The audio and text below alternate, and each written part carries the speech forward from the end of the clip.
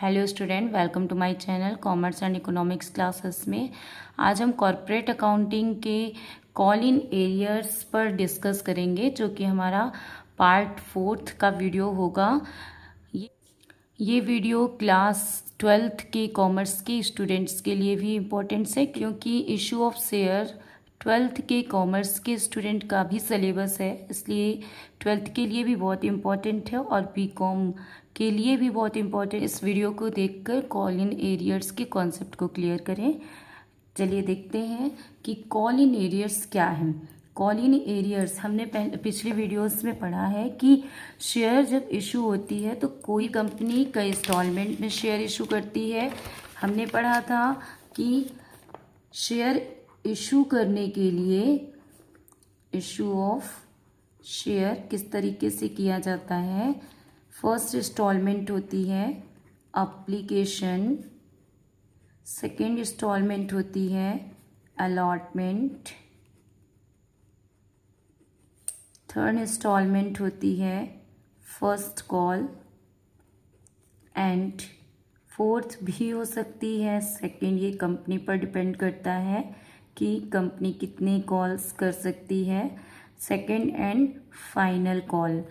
अब यदि कोई भी शेयर होल्डर्स, ये अमाउंट कौन देता है? शेयर होल्डर्स देते हैं, जो जिन्होंने कंपनी में शेयर को परचेज किया है।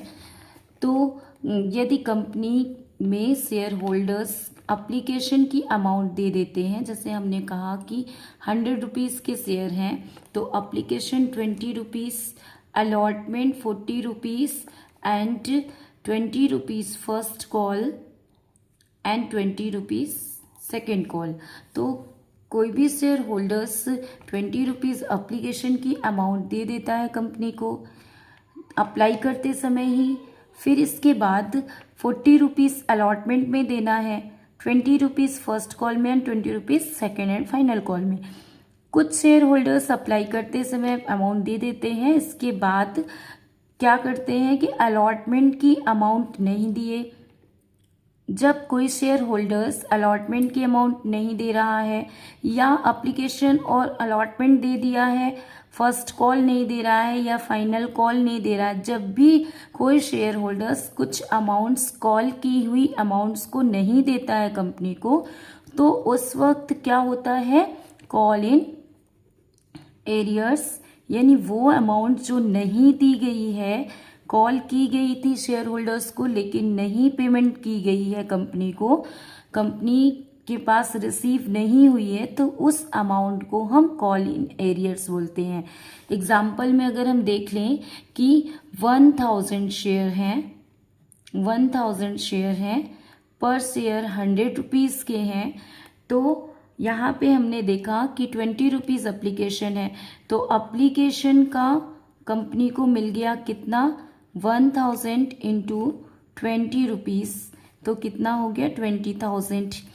अलॉटमेंट का भी कंपनी को मिल गया, तो 1000 इंटू 40 रुपीज़, कितना हो गया? 40,000।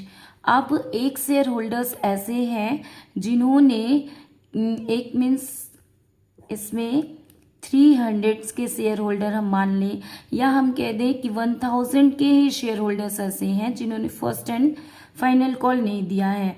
तो फर्स्ट कॉल में क्या अमाउंट होगी? फर्स्ट कॉल की अमाउंट 1000 को लेते हैं, तो 1000 इंटू 20,000 शेयर होल्डर्स ने अमाउंट नहीं दी। सेकेंड एंड फाइनल कॉल की अमाउंट 1000 इंटू 20 रुपीज़, 20,000, ये भी अमाउंट शेयर होल्डर्स ने नहीं दी, तो total call in arrears amount कितनी हो गई?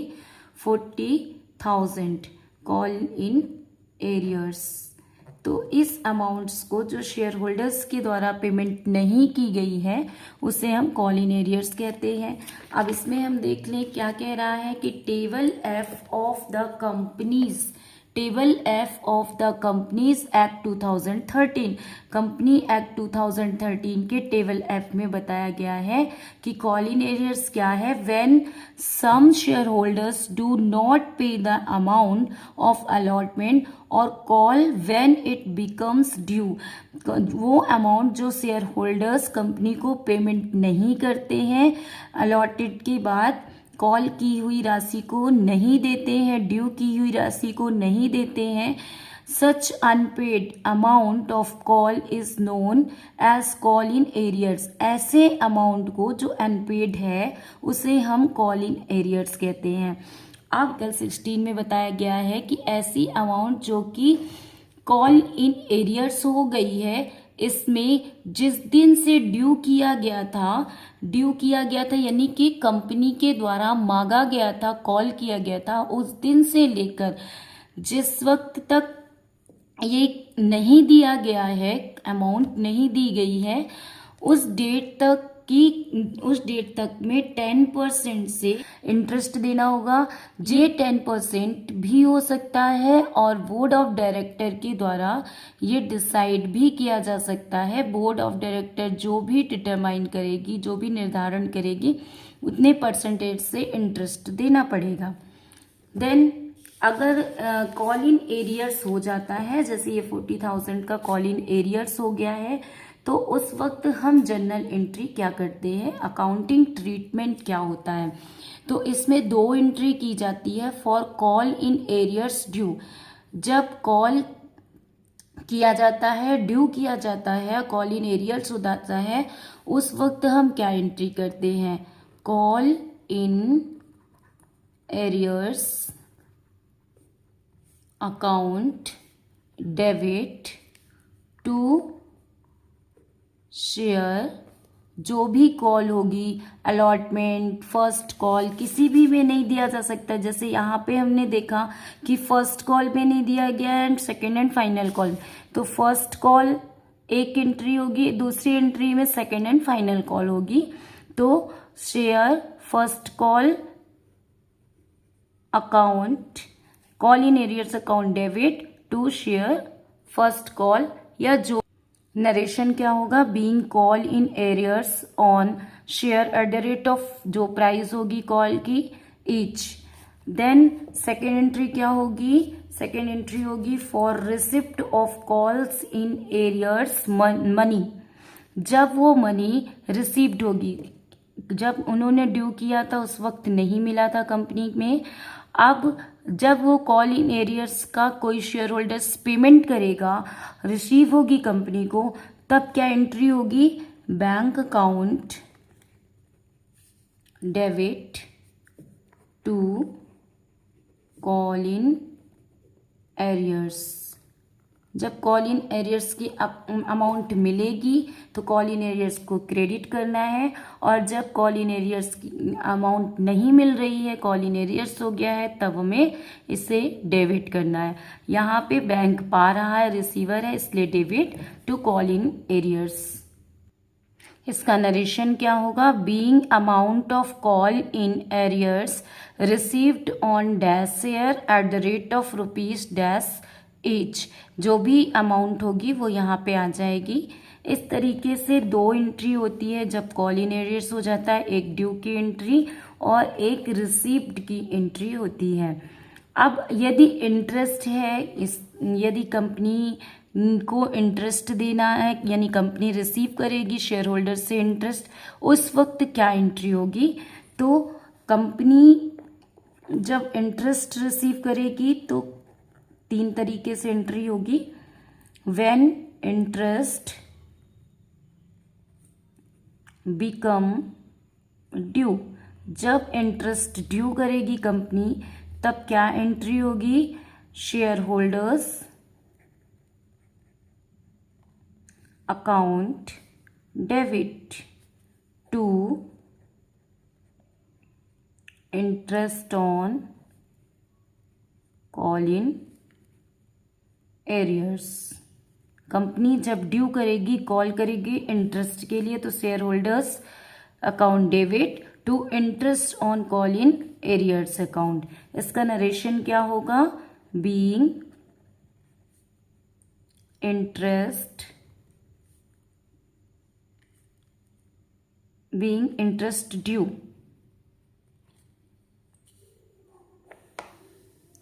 Then second entry क्या होगी, when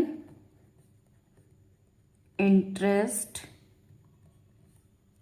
is received, जब इंटरेस्ट को कंपनी रिसीव करेगी।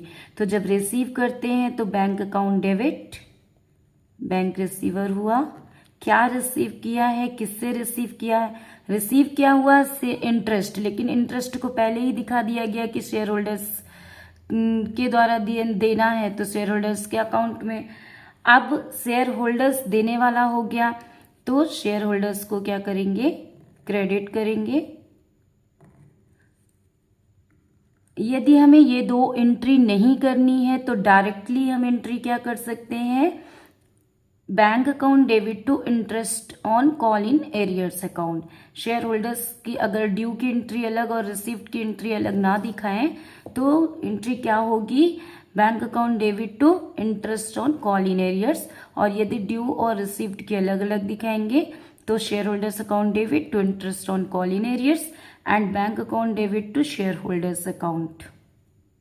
और third entry, when amount of interest in transfer to statement of profit and loss account, जब इंटरेस्ट की अमाउंट को प्रॉफिट एंड लॉस अकाउंट में ट्रांसफर करेंगे तो क्या एंट्री होगी।